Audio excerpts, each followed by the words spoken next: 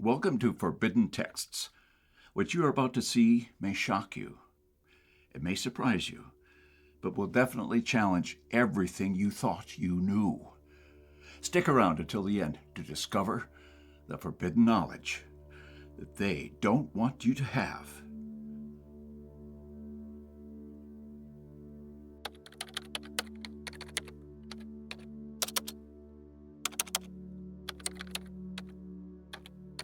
Everything you thought a spiritual awakening would be, you're wrong.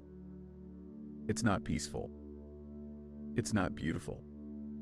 It's not some glowing meditation montage with sitar music playing in the background.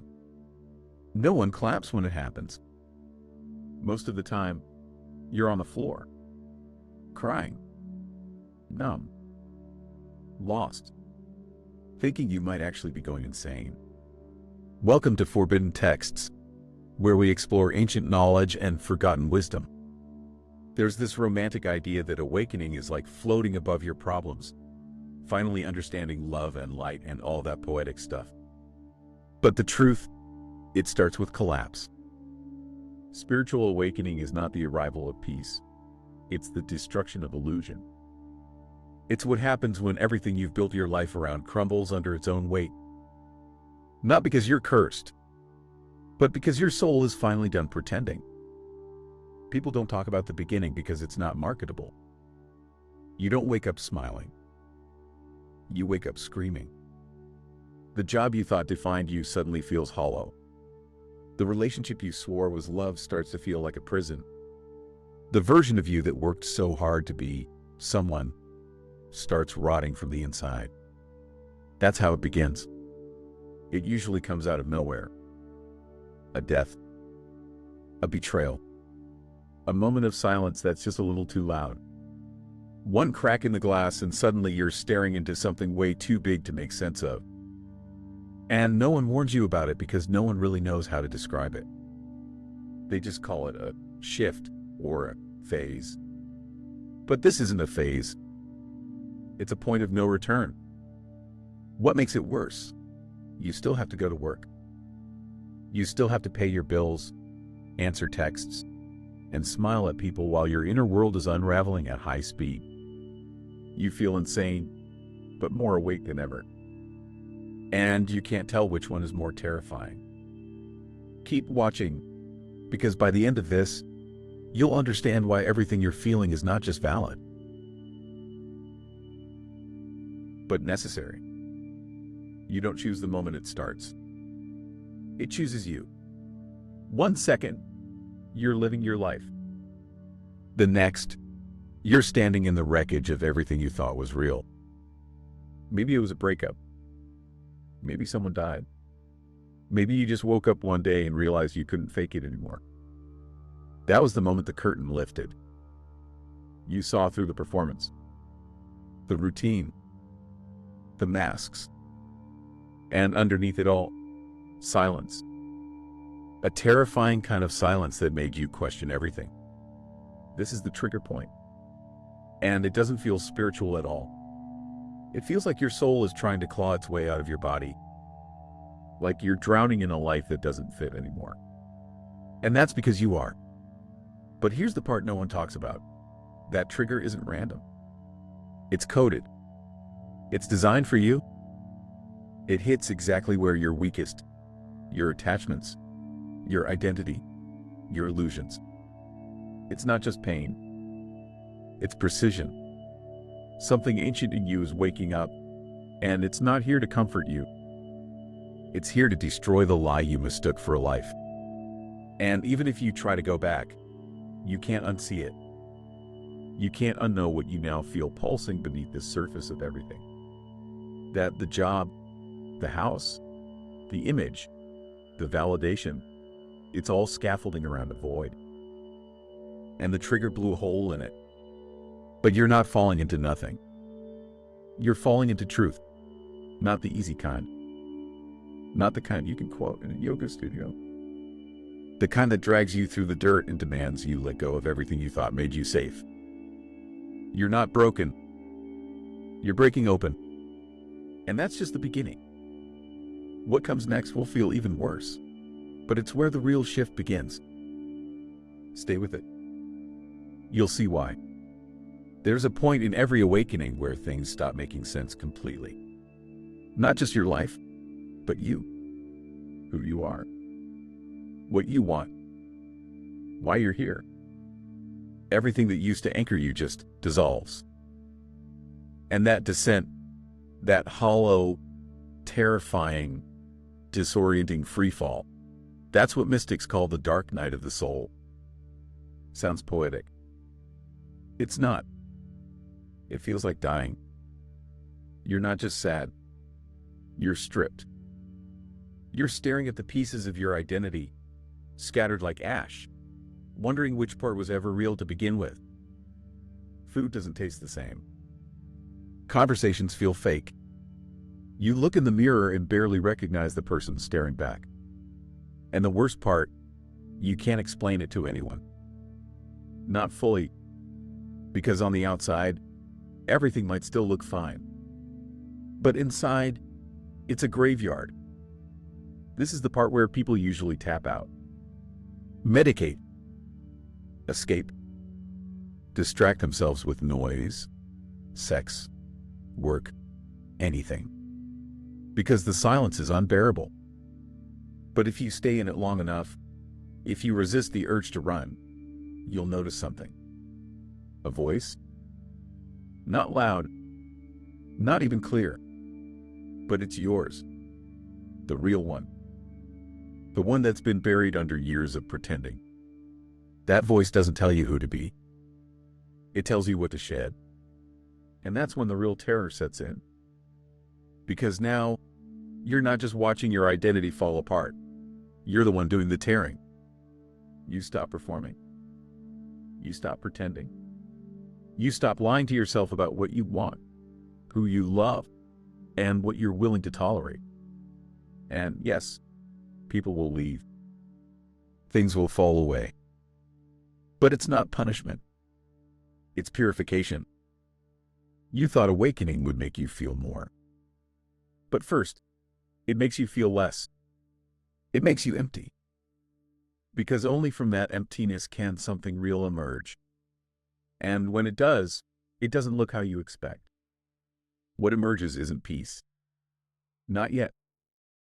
What emerges is a terrifying question that echoes through your bones. Who am I without all this? Not your name. Not your job. Not your history.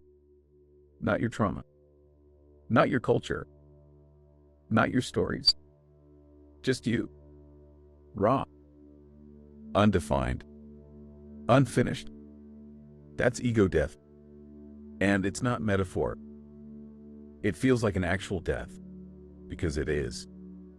The version of you built for approval, survival, performance, and control, it starts to die. Slowly. Brutally. And the body fights back. Panic attacks. Dissociation. Rage. Numbness. It's the ego's last stand. You're not going crazy. You're watching the operating system collapse. The one that kept you playing roles you never chose in the first place. Here's the paradox. The ego will make you feel like you're disappearing, but you're actually becoming real for the first time. The problem is, the mind was trained to believe that it is you. So when it starts unraveling, you think you're unraveling. You think something's wrong. But that voice in your head, judging, labeling, narrating every moment of your life, it was never the truth. It was just the software running the show. Now that the show's over, what's left? Silence. Not the scary kind this time. Not the one filled with dread. But something deeper. Heavier. Honest. A kind of stillness that feels ancient. Like it remembers something your mind forgot a long time ago. You might still function in the world. You might still smile, show up, go through the motions. But inside, you're in sacred territory now. You're watching your sense of self dissolve and realizing that what's emerging underneath isn't something new. It's something that was always there, It's not enlightenment. It's not joy. It's realness. And it's quiet. For now. But the world is about to start speaking back to you in strange ways. You're not imagining it. Keep going. It starts subtle. You think of someone, and they text. A random symbol keeps appearing everywhere you go. You have a thought, and reality echoes it back like a whisper in a dark hallway. Synchronicity. Not coincidence. Alignment. After ego death, the universe stops being background noise. It becomes interactive. Like it's been waiting for you to wake up and finally notice that it's alive. That everything is alive. The signs aren't just pretty patterns. They're messages. Codes. Warnings. Confirmations. You just never had the eyes to see them before. And it's not just the outer world that shifts. Your senses sharpen. Food tastes different. Music hits harder. Crowds overwhelm you. You start feeling things you can't explain, reading energy in rooms, sensing things before they happen. Your nervous system is lit up like a frequency antenna. And while some moments feel magical, most feel like sensory overload. You're not imagining it. You're not too sensitive. You're recalibrating to a signal that was always there. But now you're tuned in. And that tuning comes at a cost. Because while the universe is starting to speak, most people around you aren't hearing any of it. You try to explain what's happening. You try to share the patterns, the connections, the shifts. But their eyes glaze over. Or worse, they get defensive. You sound crazy. You sound different. And maybe you are. This is the loneliness no one warned you about. You can't unsee the truth, but you can't force anyone else to see it. A quick message. This space has become something truly special for many of us. A community of people on a shared journey of spiritual growth, healing, and awakening. Your comments and stories inspire me every day, and it's clear there's so much more we can create together, especially since this path can feel lonely at times. That's why we've created a spiritual space on Patreon, a sanctuary for deeper connection, exclusive content, and meaningful conversations with others from this channel who share your journey. Together, we can build something uplifting, authentic, and spiritually powerful. If this resonates with you and you'd like to be part of something bigger, whatever you're going through, you'll find the link in the description or pinned in the comments. Your membership not only helps support the channel, but also helps grow this beautiful community. Let's create something amazing together. And so, you start pulling back. You spend more time alone. Not because you want to, but because everything else feels hollow. Small talk becomes unbearable. Noise hurts. You crave silence, not the empty kind, but the sacred kind. People fall away. Old friends ghost you. Family doesn't get you. And for the first time, you're not afraid to let them go. Not because you don't love them, but because you're starting to love yourself more. You're not meant to stay in isolation forever. But this part is necessary. Because the version of you that's forming in the dark, it's nothing like the one that came before. When you've been hollowed out, stripped bare, left in silence long enough, you start building again. But not like before. You're not rushing to fill the void. You're learning to live with it. The void becomes your teacher. You stop chasing meaning and start noticing it in the smallest things. A bird landing near your feet. A child laughing. The way the sunlight hits your wall in the morning. Nothing is just normal anymore. Everything is sacred. But sacred doesn't mean shiny. It means real. Unfiltered. Raw. You rebuild your life from instinct now, not obligation. You don't say yes when you mean no. You don't smile to keep the peace. You don't force connections. You let things unfold. You follow what pulls, not what pushes. People think awakening gives you answers. It doesn't. It gives you better questions. You no longer ask, how do I win?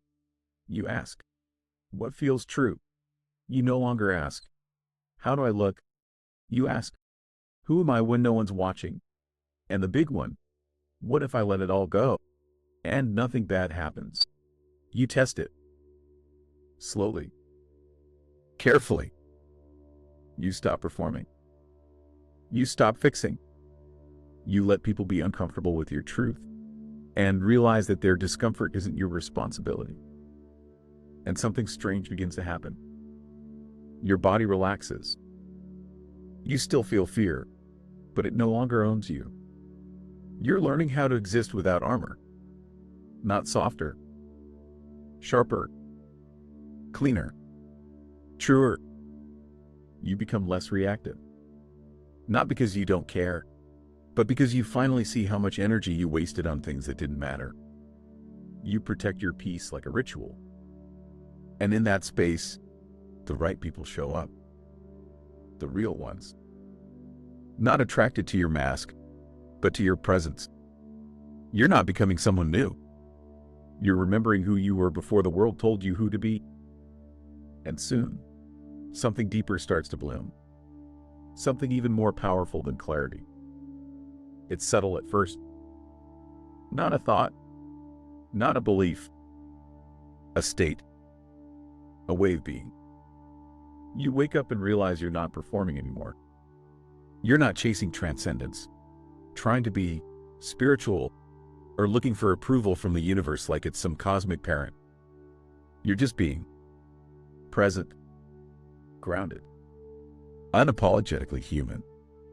This is the real mark of awakening. Not how much you know or how enlightened you sound in conversation, but how honest you are, how embodied, how rooted in the moment, even when it's messy. You're not above anyone. You're not separate from the world. You are the world.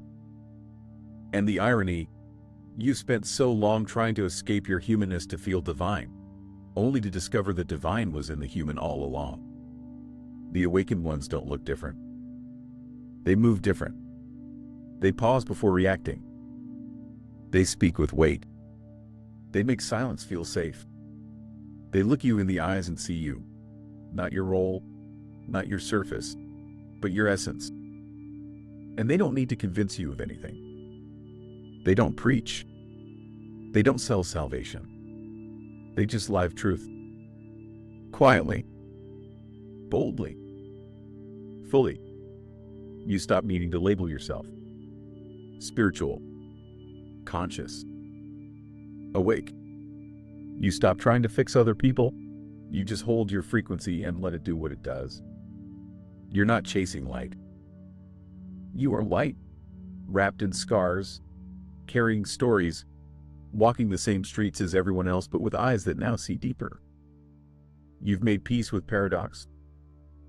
You're still healing, still human, still learning, but there's no split between who you are and how you show up. That's the shift. No fireworks, no grand revelation, just a quiet, irreversible knowing. And the world, it still burns. It still hurts. But now, you're the calm in the center of it. And soon, you'll understand why you had to break to become it. The irony is brutal. You went looking for answers. What you found was silence. You thought awakening would make you powerful. What it made you was vulnerable. You wanted bliss. What you got was truth. And yet, here you are, still standing. More real than you've ever been. Awakening doesn't give you a better life. It gives you reality, stripped of illusion. It doesn't fix the world, but it changes how you meet it. You stop resisting what is and start responding with presence. Your pain doesn't vanish, but now it has purpose. Your fear doesn't disappear, but now It doesn't decide for you. You're no longer asleep at the wheel of your own existence. People will ask you what changed. You won't have a clean answer. How do you explain that you died and came back, but with eyes that finally see? How do you explain that the storm you thought would destroy you became the doorway? You don't. You live it. You'll still be misunderstood. You'll still lose things. You'll still feel grief. But you'll also feel freedom in places you didn't even know you were imprisoned. Peace in moments that used to trigger panic. Connection in the silence where you used to feel alone.